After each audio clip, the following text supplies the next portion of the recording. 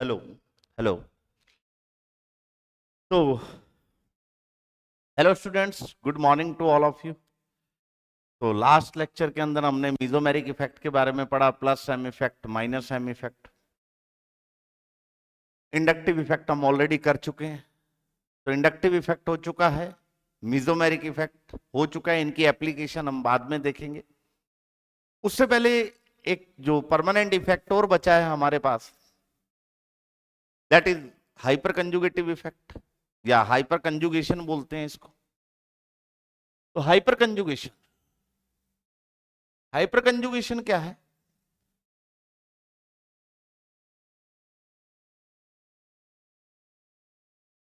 इससे पहले कि आगे बढ़े, मैं आपको हाइपर कंजुगेशन के बारे में थोड़ा सा बता दूं।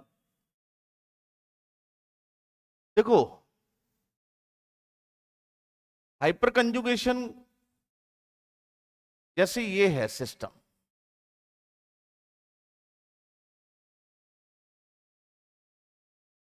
इंडक्टिव इफेक्ट में partial displacement of sigma bonded electron हो रहा था। Partial displacement of sigma bonded electron. Resonance के अंदर हम कह रहे थे complete displacement of pi electrons. Resonance के अंदर हम बोल रहे थे complete displacement of pi electrons. और हाइपर कंजुगेशन, हाइपर कंजुगेशन के अंदर, हाइपर कंजुगेशन के अंदर भी सिग्मा बॉन्ड का डिस्प्लेसमेंट होता है विद, अब ये कॉन्जुगेशन सिग्मा बॉन्ड का डिस्प्लेसमेंट होगा पी ऑर्बिटल के अंदर। सिग्मा बॉन्ड्स के इलेक्ट्रॉन्स का डिस्प्लेसमेंट होगा पी ऑर्बिटल के अंदर। अब यहां पर पाई ऑर्बिटल, पी ऑर्बिटल ने पाई बॉन्ड बनाया हुआ है जो कि अनहाइब्रिड पी ऑर्बिटल्स, उनके बीच में पाई बॉन्ड बना हुआ है अनहाइब्रिड पी ऑर्बिटल्स के अंदर।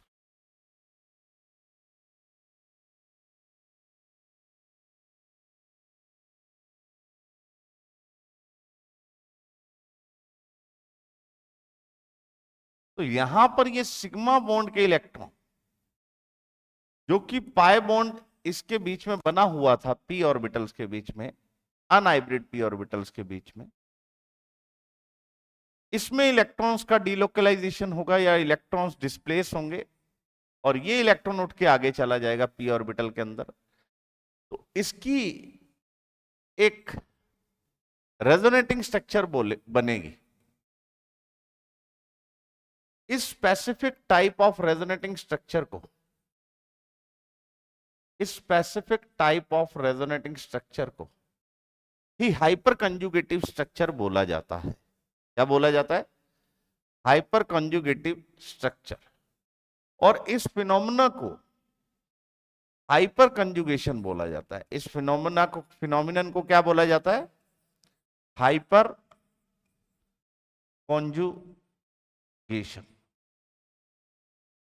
इसको नो बॉन्ड रेजोनेंस भी कहते हैं, नो बॉन्ड रेजोनेंस भी कहते हैं। क्या बोलते हैं इसको? No bond resonance, no bond resonance, या इसको बेकर नाथन इफेक्ट भी बोला जाता है। क्या बोला जाता है? Baker Nathan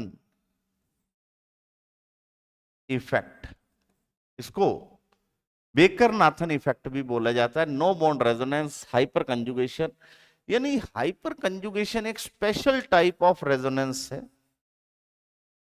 special type of resonance है, स्पेशल टाइप ऑफ रेजोनेंस है,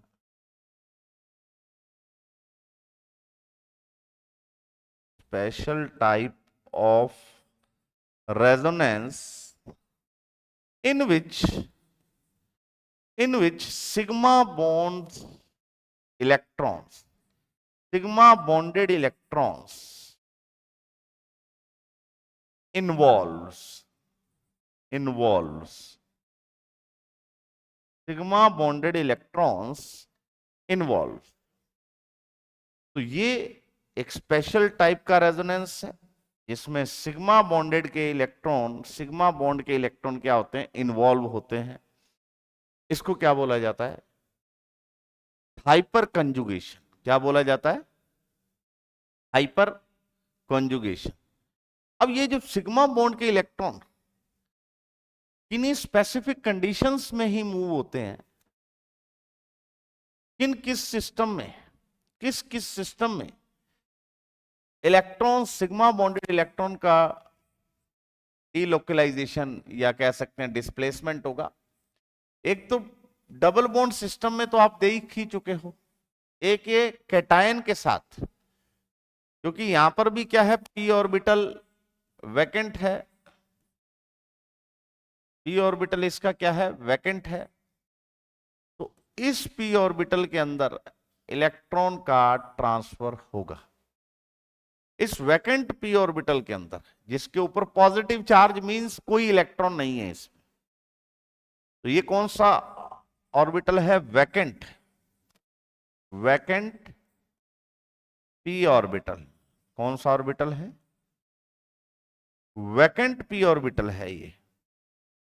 इसमें इलेक्ट्रॉन का डिस्प्लेसमेंट होगा और क्या बनेगा, पाई बॉन्ड बन जाएगा इसके बीच में। तो यहां पर डबल बॉन्ड आ जाएगा, यहां पर CH2 बन जाएगा, उसका पॉजिटिव चार्ज खत्म हो जाएगा। और नेक्स्ट जो केस है, सेम चीज, same type of displacement free radical में हो सकता है। फ्री रेडिकल कैसा है, फ्री रेडिकल कैसा है, फ्री रेडिकल कुछ इस तरीके से है, यहां भी पी ऑर्बिटल है,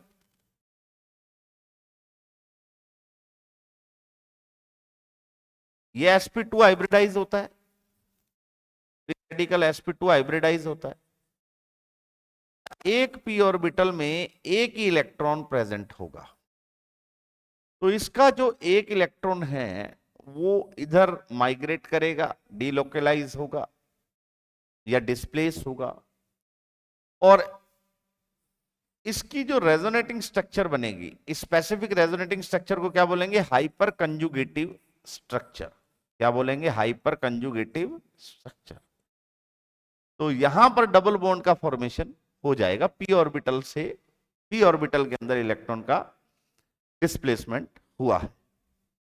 तो इन तीन केसेस के अंदर हाइपर कंजुगेशन को देखा जाता है। तो अगर मैं बात करूं कि हाइपर कंजुगेशन के लिए सबसे इंपॉर्टेंट कंडीशन क्या है, condition for hyper conjugation, condition for hyper conjugation, hyper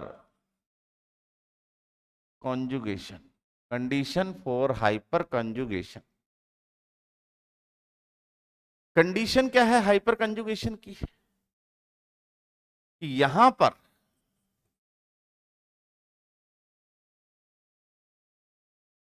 पर जिस पर पॉजिटिव चार्ज है या जिस पर फ्री रेडिकल है, या पहला सिस्टम हमने देखा एल्कीन वाला सिस्टम, तो इसकी अल्फा पोजीशन पर हाइड्रोजन होना चाहिए। और किस कार्बन पर हाइड्रोजन होना चाहिए, सैचुरेटेड अल्फा कार्बन पर हाइड्रोजन होना चाहिए। That is also known as alpha hydrogen. इसको क्या बोला जाता है, अल्फा हाइड्रोजन भी बोला जाता है।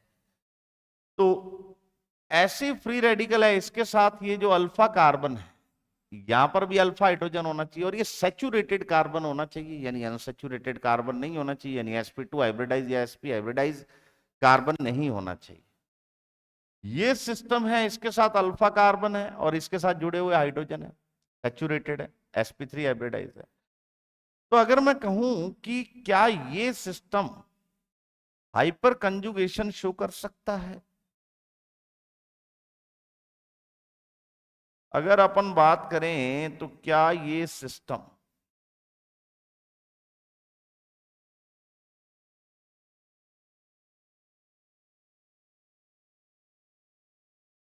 चलो ये तो हो गया, क्या ये सिस्टम हाइपर कंजुगेशन शो करेगा?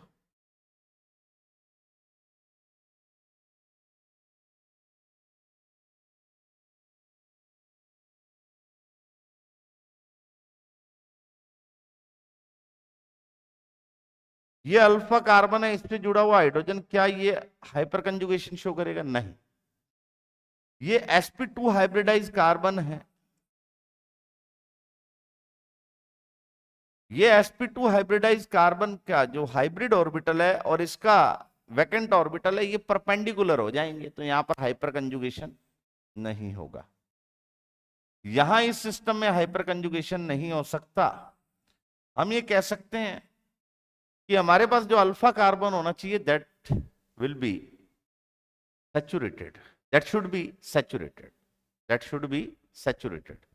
अल्फा कार्बन क्या होना चाहिए? सैचुरेटेड अल्फा कार्बन होना चाहिए। इन्हीं तीन सिस्टम के अंदर, इन्हीं तीन सिस्टम के अंदर हाइपर कंजुगेशन होगा, कैटायन, कार्बोकैटायन, फ्री रेडिकल और एल्कीन वाला सिस्टम, एल्कीन सिस्टम, इसके अंदर ही हाइपर कंजुगेशन होगा। तो अपने अब डेफिनेशन पार्ट पे चलते हैं, इनिशियल इंट्रोडक्शन पे चलते हैं हाइपर कंजुगेशन के, जो कि इंडक्टिव और रेजोनेंस या मीजोमेरिक की तरह एक परमानेंट इफेक्ट है। परमानेंट और टेम्परेरी के बीच में मैं डिफरेंस बता चुका हूं आपको ऑलरेडी।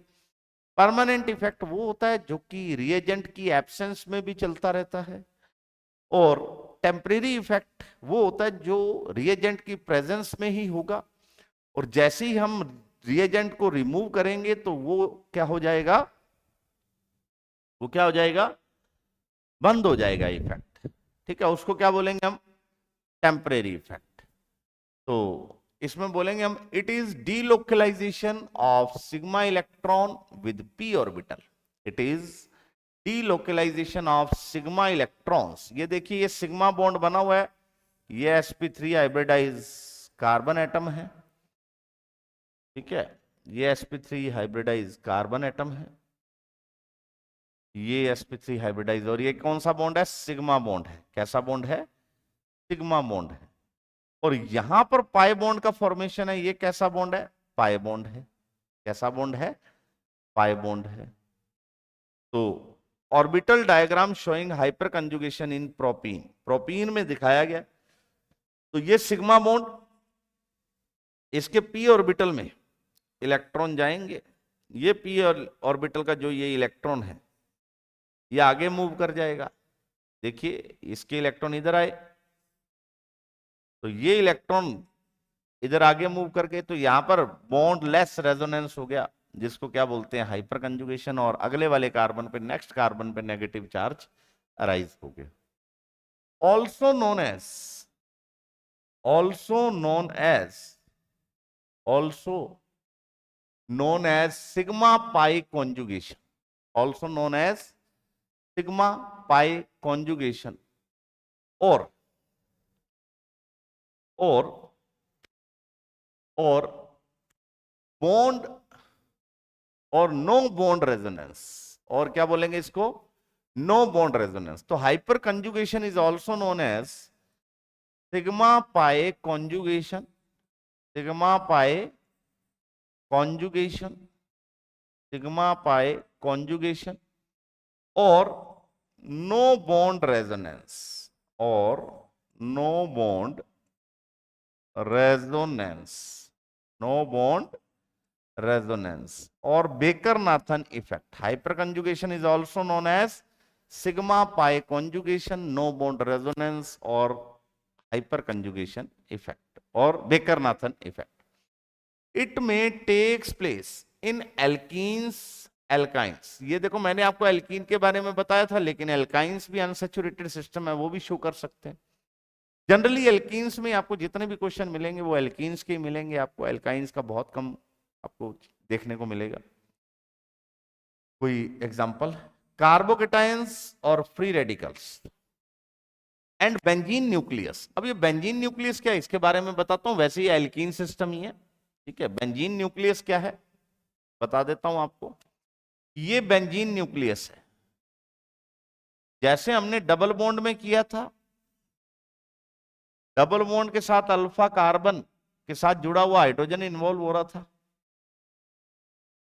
ऐसे यहां पर क्या हो रहा है, ये है हमारे पास बेंजीन न्यूक्लियस। तो ये डबल बॉन्ड सिस्टम है, इसके साथ वाला कार्बन क्या है, अल्फा कार्बन, जो कि sp3 हाइब्रिडाइज है।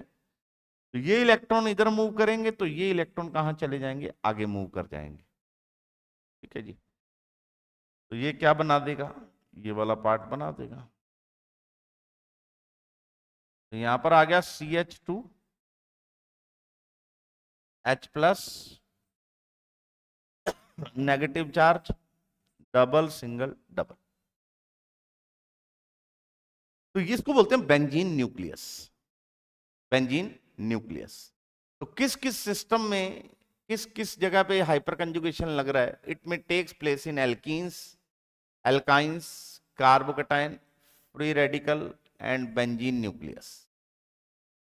नेसेसरी कंडीशन क्या है इसके लिए, क्या नेसेसरी कंडीशन है, नेसेसरी कंडीशन,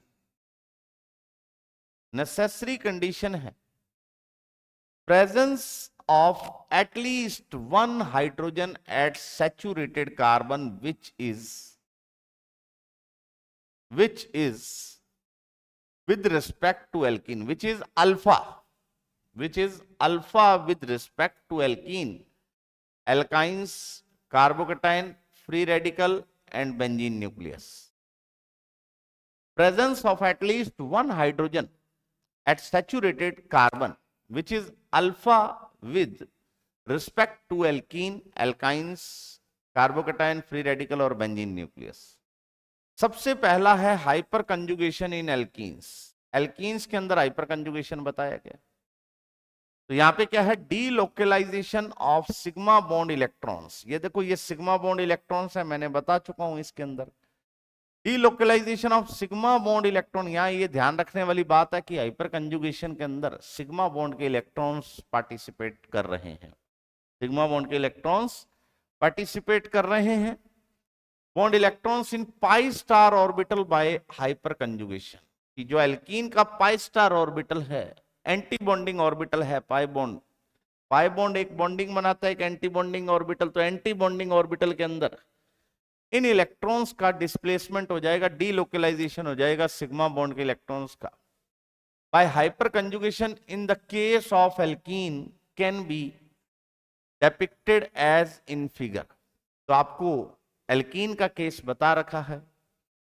तो जितने ज्यादा अल्फा हाइड्रोजन होंगे उतनी हाइपर कंजुगेटिव स्ट्रक्चर्स बन सकती हैं, उतनी हाइपर कंजुगेटिव स्ट्रक्चर्स बनेंगी। तो एल्कीन्स के अंदर हम कह सकते हैं कुछ इस तरीके का हाइपर कंजुगेशन होगा, और एल्कीन के अंदर हम कह सकते हैं कि इसकी ये हाइपर कंजुगेटिव स्ट्रक्चर बनेंगी। ये खुद एल्कीन है, इसका एक बार ये वाला हाइड्रोजन पार्टिसिपेट करेगा,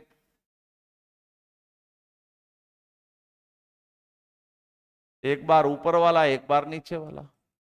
तो तीनों बारी बारी से हाइपर कंजुगेशन में पार्टिसिपेट करेंगे। तो जितने number of alpha hydrogen present होंगे उतनी हाइपर कंजुगेटिव स्ट्रक्चर बनेंगी। नंबर ऑफ अल्फा हाइड्रोजन जितने ज्यादा होंगे उतनी हाइपर कंजुगेटिव स्ट्रक्चर्स का फॉर्मेशन होगा, उतनी हाइपर कंजुगेटिव स्ट्रक्चर्स का फॉर्मेशन होगा।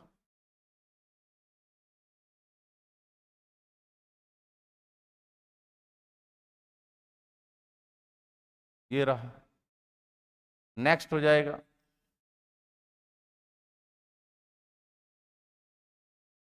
यहां पे H+ आ जाएगा,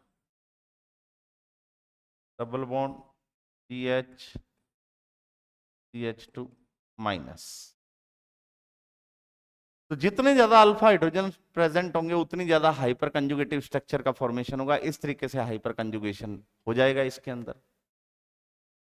नेक्स्ट, हाइपर कंजुगेशन इन कार्बोकेटाइन, हाइपर कंजुगेशन इन कार्बोकेटाइन। ये देखिए ये कार्बोकेटाइन है, इसके पास पी ऑर्बिटल है, वैकेंट पी ऑर्बिटल है, इस पे जो चार्ज है पॉजिटिव चार्ज है, कार्बन पे पॉजिटिव चार्ज का मींस क्या है, वैकेंट ऑर्बिटल है, जो फॉर्मल चार्ज है पॉजिटिव है। तो इसके इलेक्ट्रॉन्स का, दो इलेक्ट्रॉन जो कि सिग्मा बॉन्ड में प्रेजेंट है, वो पार्टिसिपेट करेंगे, ऑर्बिटल ओवरलैप हेयर, यहां पर ऑर्बिटल का ओवरलैपिंग होगी। ये वैकेंट पी ऑर्बिटल है, वैकेंट पी ऑर्बिटल से ओवरलैपिंग से ये हमारे पास हाइपर कंजुगेटिव स्ट्रक्चर बनेगी। ऐसी दो और हाइपर कंजुगेटिव स्ट्रक्चर बन जाएंगी, जो कि जिसके अंदर दो डिफरेंट डिफरेंट ये वाले हाइड्रोजन इन्वॉल्व होंगे। एक हाइड्रोजन तो ये इन्वॉल्व हो चुका है, दो हाइड्रोजन और हैं इसके पास, वो बारी बारी से इन्वॉल्व होंगे। After that hyper conjugation in radical, ये रेडिकल सिस्टम है। मैंने आपको बताया ये sp2 हाइब्रिडाइज होता है, इसके पास एक p ऑर्बिटल पड़ा है, और ये सिग्मा इलेक्ट्रॉन्स का हाफ एरो से दिखाया जाता है। जब रेडिकल जाता है, जब दोनों इलेक्ट्रॉन मूव करते हैं, तब फुल एरो से दिखाया जाता है, लेकिन जब एक रेडिकल एक इलेक्ट्रॉन मूव करेगा तो उसको हाफ एरो से दिखाएंगे, और एक के रेडिकल सिस्टम बनेगा, sp2 हाइब्रिडाइज्ड है, ये सिस्टम बन जाएगा हमारे पास। नेक्स्ट है हमारे पास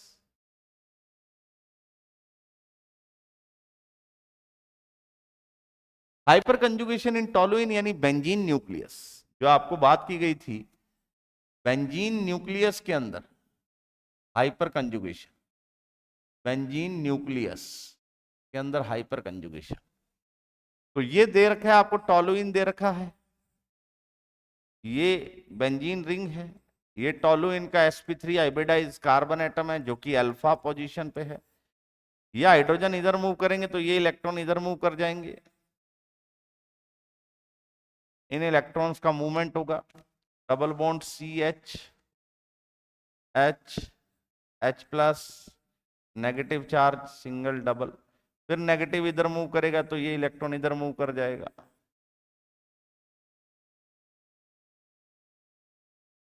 CH2H plus, double double negative charge, फिर नेगेटिव इधर मूव करेगा तो ये इलेक्ट्रॉन फिर इधर मूव कर जाएंगे, नेगेटिव सिंगल डबल CH2, यहाँ पे H प्लस, फिर वापस से जब नेगेटिव चार्ज इधर आएगा तो ये इलेक्ट्रॉन वापस चले जाएंगे। ये हाइपर कंजुगेटिव स्ट्रक्चर्स बन जाएंगी इसकी, ये बन जाएंगे हाइपर कंजुगेटिव स्ट्रक्चर्स। और एक बात ध्यान दीजिए, इस हाइपर कंजुगेशन की वजह से इलेक्ट्रॉन्स बेंजीन रिंग के अंदर जा रहे हैं, तो इसको प्लस एच इफेक्ट भी बोलते हैं। क्या बोलते हैं? Plus H effect. Conjugate system को ये इलेक्ट्रॉन प्रोवाइड करवा रहा है, और just like resonance it increase, this effect increase electron density at ortho and para position with equal magnitude, increases electron density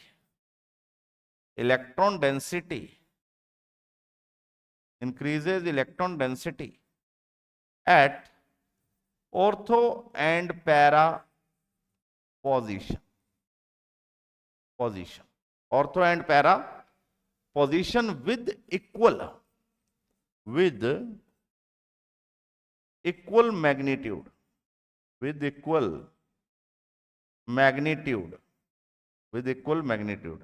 means like resonance, means like resonance.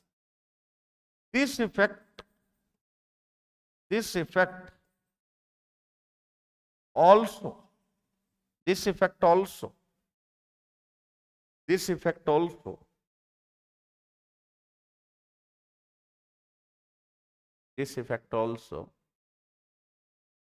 distance independent effect, distance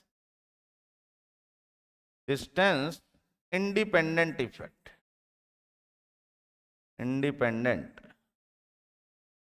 distance independent effect तो ये भी distance independent effect और ortho और para position को affect करता है। Meta position never affected by the plus H effect. Hyper conjugation effect से Meta position पर कोई फर्क नहीं पड़ता, सिर्फ ऑर्थो और पैरा पर क्या होती है, इलेक्ट्रॉन डेंसिटी इंक्रीज होती है। रेजोनेंस में हमने पढ़ा था कि प्लस एम इफेक्ट की वजह से ऑर्थो और पैरा पर इलेक्ट्रॉन डेंसिटी इंक्रीज होती है, और माइनस एम की वजह से क्या होता है, इलेक्ट्रॉन डेंसिटी ऑर्थो और पैरा पर डिक्रीज होती है। ये हमने पढ़ के आए हैं ये ऑलरेडी। नेक्स्ट हमारे पास इसके कुछ फीचर्स हैं, कुछ points.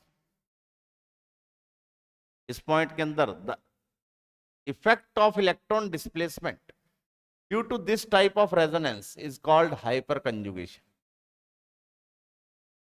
The effect of electron displacement due to this type of resonance, है तो रेजोनेंस ही एक तरीके का, कॉन्जुगेशन है इसके अंदर, बट इसके अंदर कौन इन्वॉल्व हो रहा है, सिग्मा बॉन्डेड इलेक्ट्रॉन्स इन्वॉल्व हो रहे हैं। कौन इन्वॉल्व हो रहा है, सिग्मा बॉन्डेड इलेक्ट्रॉन्स इन्वॉल्व हो रहे हैं।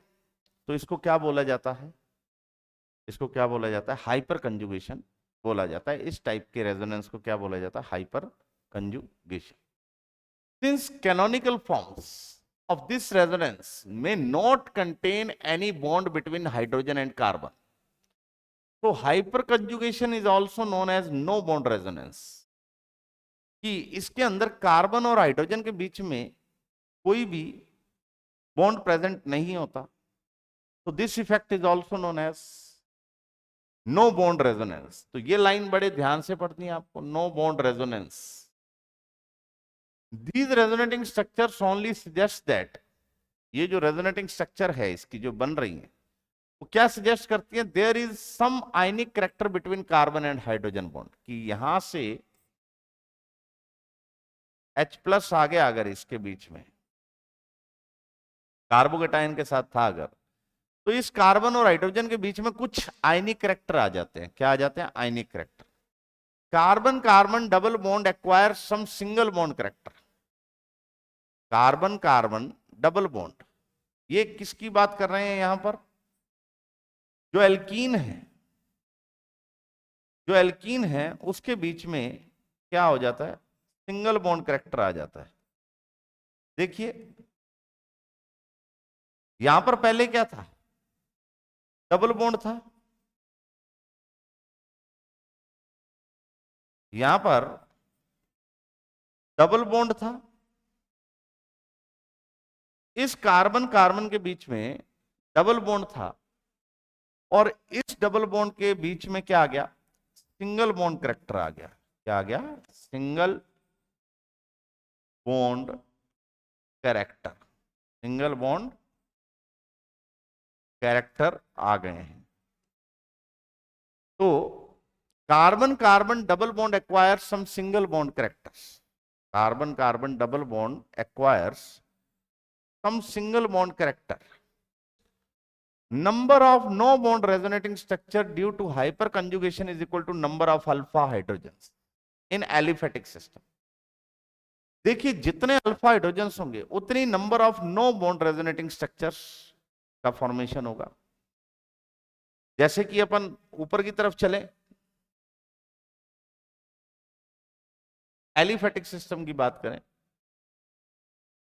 मैंने यहां पर ये एल्कीन की नो बॉन्ड रेजोनेटिंग स्ट्रक्चर यानी हाइपर कंजुगेटिव स्ट्रक्चर्स बनाई, ये तो जिसमें बॉन्ड फॉर्म हुआ हुआ। तो number of no bond resonating structure कितनी है इसके अंदर, 3।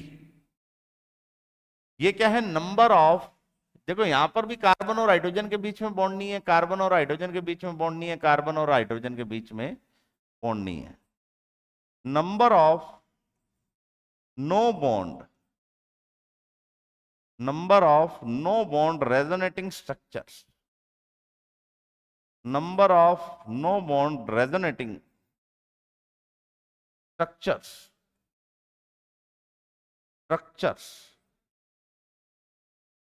is equal to number of alpha hydrogens. जितने नंबर ऑफ अल्फा हाइड्रोजन्स होंगे उतनी number of no bond resonating structures बनेंगी। लेकिन इसमें एक चीज ध्यान रखना, ये सिर्फ उसी, ये फॉर्मूला तभी एप्लीकेबल है जब सिस्टम एलिफेटिक है। एलिफेटिक यानी साइक्लिक सिस्टम नहीं है। तो ओनली फॉर एलिफेटिक सिस्टम, ये फॉर्मूला कब एप्लीकेबल है? Only for aliphatic, only for aliphatic system, only for aliphatic system. ये सिर्फ एलिफेटिक सिस्टम के लिए एप्लीकेबल है ये फॉर्मूला, और किसी के लिए एप्लीकेबल नहीं है। तो ये चीज ध्यान रखना बच्चों। नेक्स्ट हमारे पास है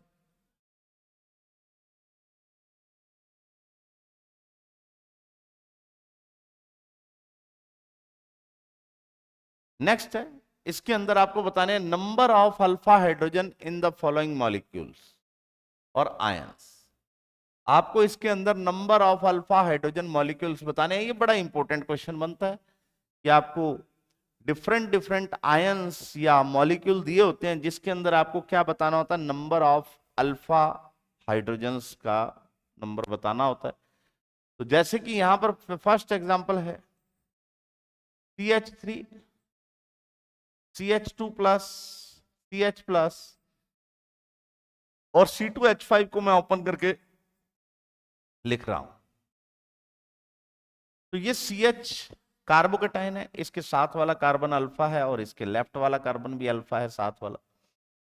तो alpha hydrogen, there is number of alpha hydrogen 3 left side वाले, 2 राइट साइड वाले, तो there are total 5 number of alpha hydrogens. ये हम अल्फा हाइड्रोजन्स का क्वेश्चन क्यों दिया गया है, इसके अंदर क्यों एग्जांपल दिया गया है? इसका जो एप्लीकेशन बनती है वो बनती है कि stability of carbocation, stability of free radical और stability of alkene is directly depend upon the number of alpha hydrogens.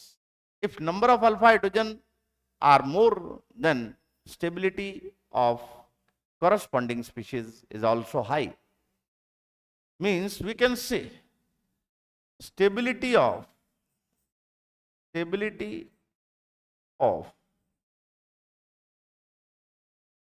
carbocation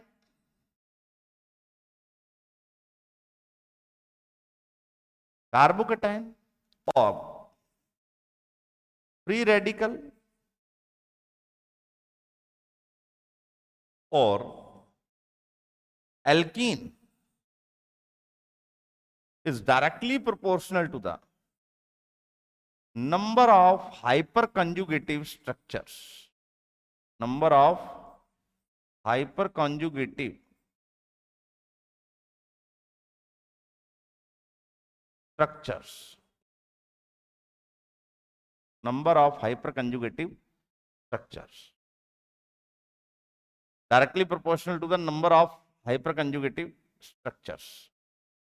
तो जितनी ज्यादा नंबर ऑफ हाइपरकंजुगेटिव स्ट्रक्चर्स होंगी, और जब नंबर ऑफ हाइपरकंजुगेटिव स्ट्रक्चर्स कब होंगी? जब नंबर ऑफ अल्फा हाइड्रोजन्स ज्यादा होंगे, number of alpha hydrogens, number of alpha hydrogens.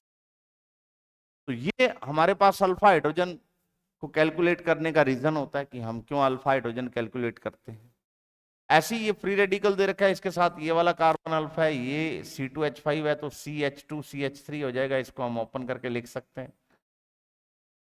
और ये CH दे ही रखा है, तो नंबर ऑफ अल्फा हाइड्रोजन कितने हो जाएंगे? लेफ्ट साइड वाला 3, राइट साइड वाले 2 और नीचे वाला 1, तो total number of alpha hydrogen कितने हो गए? 6। कितना दे रखा है? 6। तो ये हम कर सकते हैं, ये अल्फा हाइड्रोजन 3 ये है, 1 ये रहा, 2 ये रहे, तो 6 alpha hydrogens are present around free radical carbon.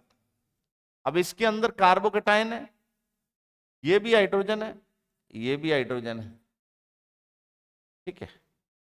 और ये एल्कीन सिस्टम है, एल्कीन के साथ यहां भी CH3 है और ये एल्कीन होगी। तो total number of alpha hydrogens बताने आपको, तो कार्बोकेटाइन का ये sp2 हाइब्रिडाइज पे हाइड्रोजन है, तो ये अल्फा नहीं गिना जाएगा। मैंने क्या बोला था? सैचुरेटेड अल्फा, सैचुरेटेड कार्बन पर अल्फा हाइड्रोजन प्रेजेंट होना चाहिए। तो 3 अल्फा हाइड्रोजन तो इसके करस्पॉन्डिंग में होंगे, इसके रेस्पेक्ट में होंगे, कार्बोकेटाइन के रेस्पेक्ट में 3 अल्फा हाइड्रोजन। ऐसी एल्कीन के रिस्पेक्ट में 3 अल्फा हाइड्रोजन ये होंगे, और ये अल्फा नहीं गिना जाएगा, ना ये sp2 वाला अल्फा गिना जाएगा। तो there are 3 + 3 6 total number of alpha hydrogens. 3 alpha hydrogen किसके रिस्पेक्ट में? एल्कीन के रिस्पेक्ट में, ये वाले। और 3 अल्फा हाइड्रोजन कार्बोकेटाइन के रिस्पेक्ट में, ये वाले। तो total 6 number of alpha hydrogens are present in this ion.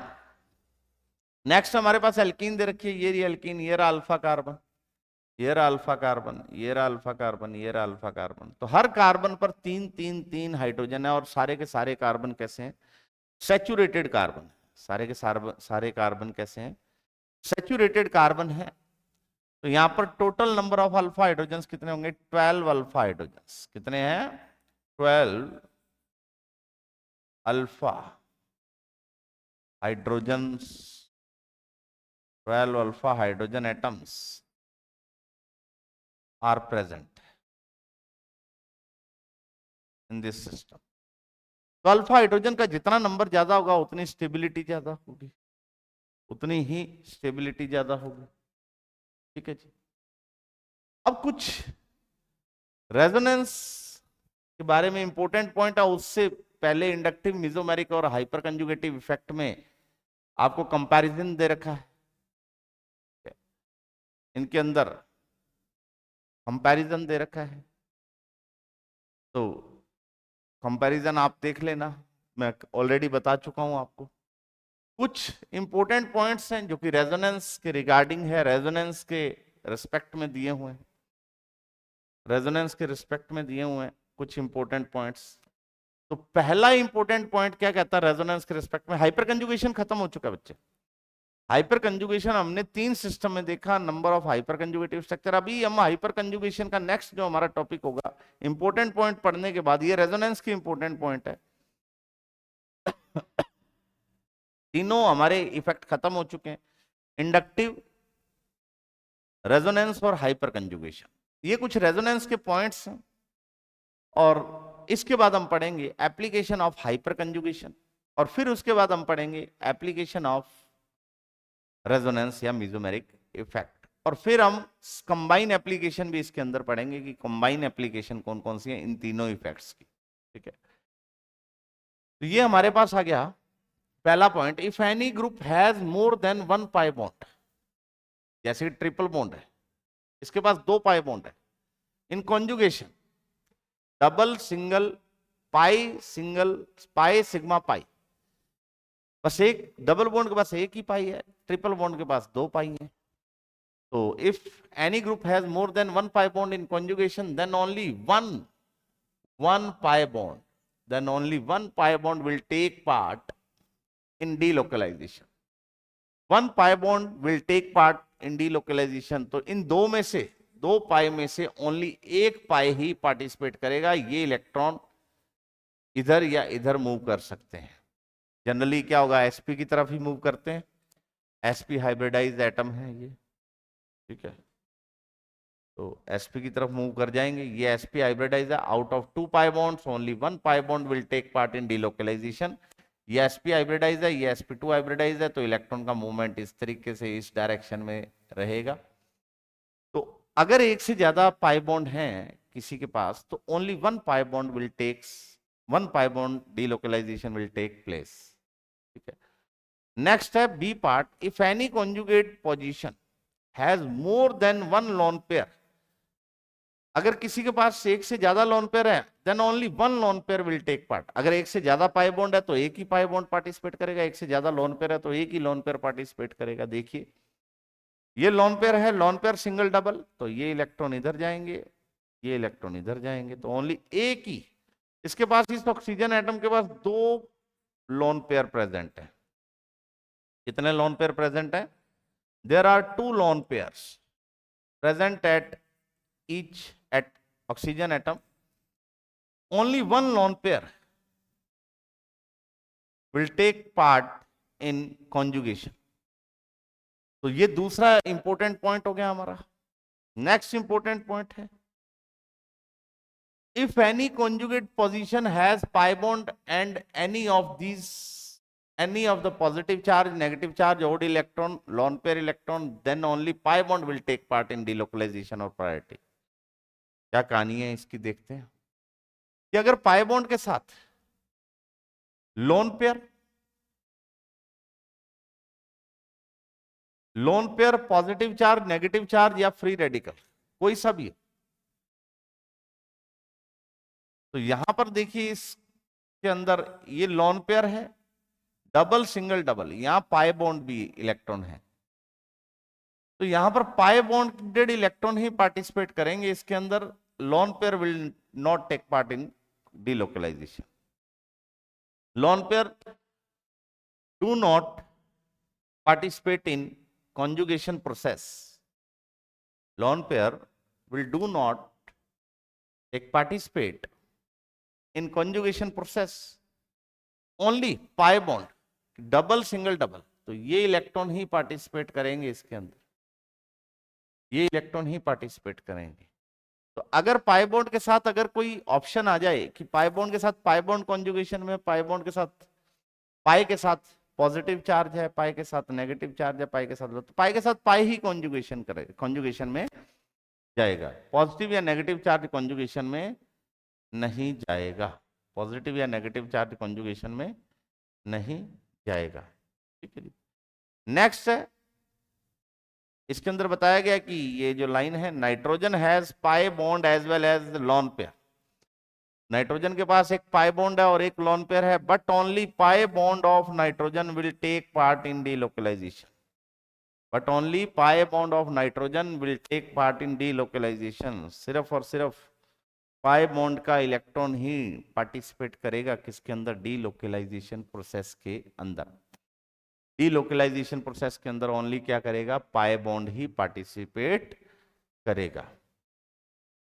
Next हमारे पास है इलेक्ट्रॉन्स ऑफ नेगेटिव चार्ज और lone pair behave as 2 pi electrons if it is in conjugation to pi bond। अगर हमारे पास कॉन्जुगेशन में लोन पेयर के electron है या negative charge है,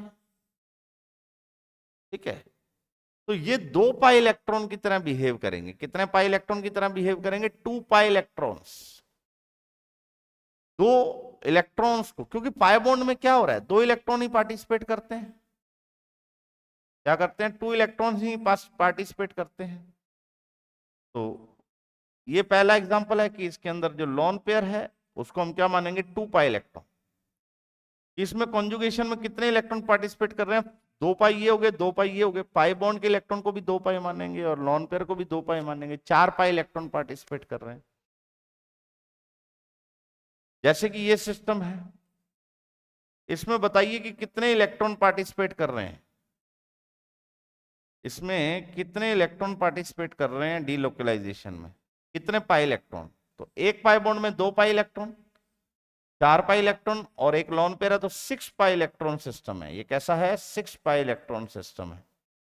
तो ये जो लोन पेयर है यहां भी 2 पाई इलेक्ट्रॉन की तरह बिहेव कर रहे हैं, किसकी तरह बिहेव कर रहे हैं, 2 पाई इलेक्ट्रॉन की तरह बिहेव कर रहे हैं। नेगेटिव चार्ज 2 पाई इलेक्ट्रॉन की तरह बिहेव कर रहे हैं, लोन पेयर 2 पाई इलेक्ट्रॉन की तरह बिहेव कर रहे हैं। तो ये कुछ इंपॉर्टेंट पॉइंट थे रेजोनेंस के लिए कि आपको जब रेजोनेटिंग स्ट्रक्चर ड्रॉ करोगे आप, तो कुछ पॉइंट्स का ध्यान रखना है आपको कि अगर आपके पास ऐसी कोई सिचुएशन आ जाती है तो आप ये रूल्स भी फॉलो करोगे। तो ये एक तरीके से हम कह सकते हैं रूल्स ऑफ रेजोनेटिंग स्ट्रक्चर्स हैं, कि जो हमने पढ़ा था पहले रूल्स ऑफ रेजोनेटिंग स्ट्रक्चर्स, उसके अंदर ये पॉइंट्स भी हम ऐड कर सकते हैं कि इन बातों का ध्यान रखना पड़ेगा हमें रेजोनेटिंग स्ट्रक्चर बनाते हुए। और नेक्स्ट लेक्चर के अंदर हम करेंगे हाइपर कंजुगेशन की एप्लीकेशंस। तो आज के लिए इस लेक्चर में इतना ही, मिलते हैं नेक्स्ट लेक्चर में, तब तक okay, bye bye, take care.